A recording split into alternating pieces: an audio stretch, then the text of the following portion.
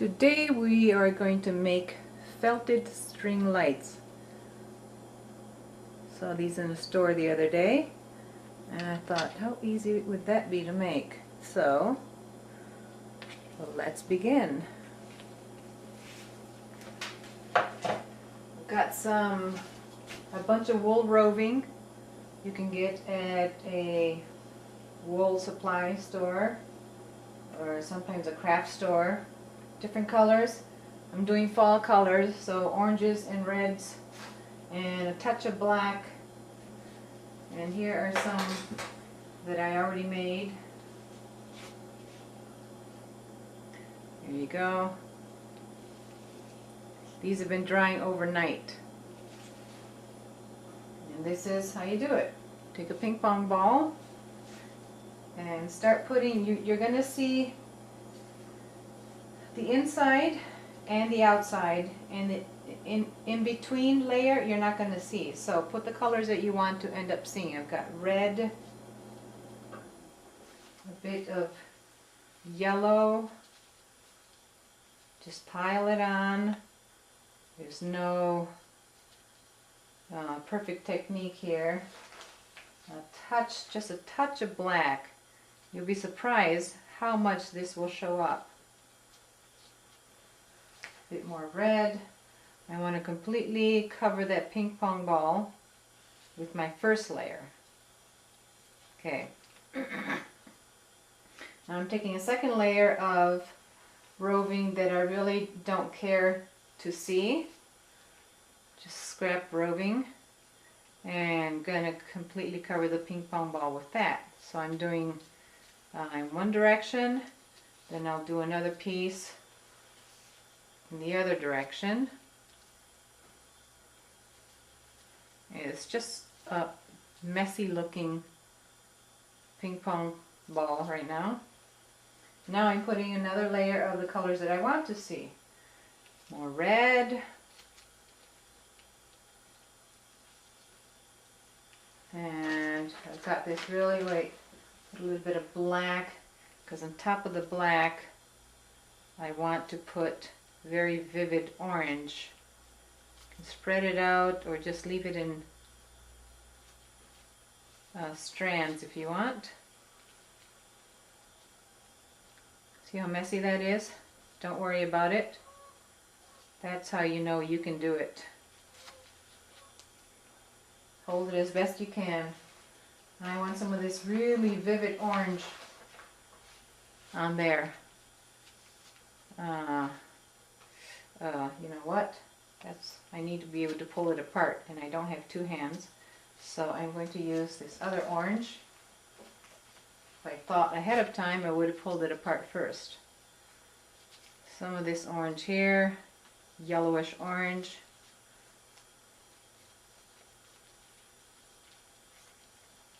Alright, now I've got water that I heated up in the microwave in this bowl.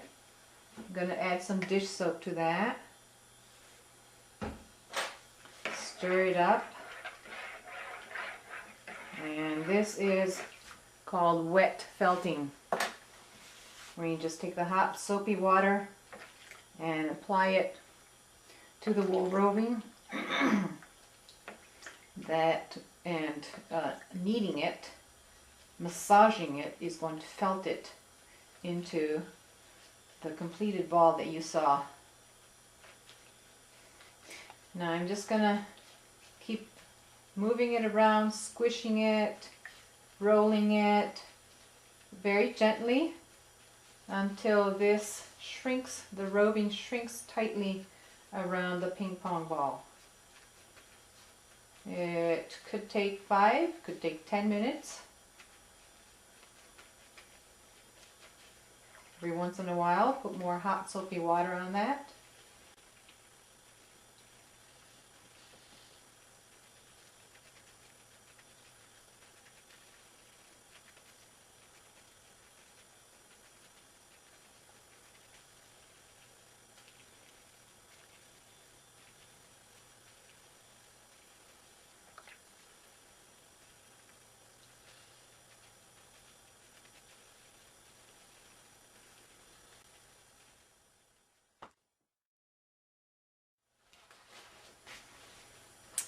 Once you're happy with your little ball, it's nice and tight around the ping pong ball, take a towel of some sort and dab it dry. Try not to stress out the felt. Okay, just let that dry. Once it's dry, you have the option, you don't need to, but you can water down some glue, just school glue, and paint a layer on the outside. It will dry clear. I did that with all of my other balls, so I get a kind of a hard shell. You don't really have to do that though. Now what we're going to do is take these dried balls and cut them along the equator. So just stick your knife in there somewhere. It's not the best, oh, excuse me, did I say knife? I meant scissors. And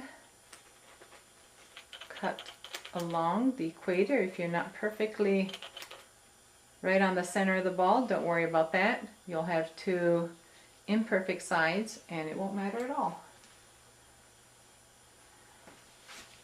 Here we go. Let's cut it all the way. You will have to go over it 2 or 3 times over that cut, because the inner layer will have little strands that weren't cut the first time around. So just go over it and over it. And when you're done with that, you'll take it apart and you'll have the two sides. Take these 2 sides, cut a tiny hole in the top.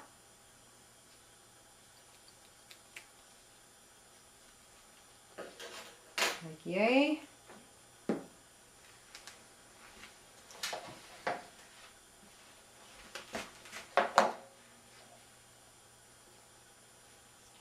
Take your light strand of light, poke it through. See, this was not cut evenly and it doesn't matter. Like yay, and then hot glue the outside to the strand itself.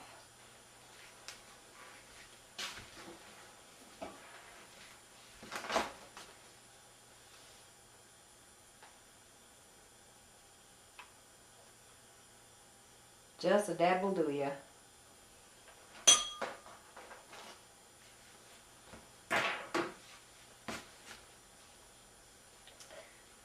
Do that with the rest of the strand and you'll have a gorgeous little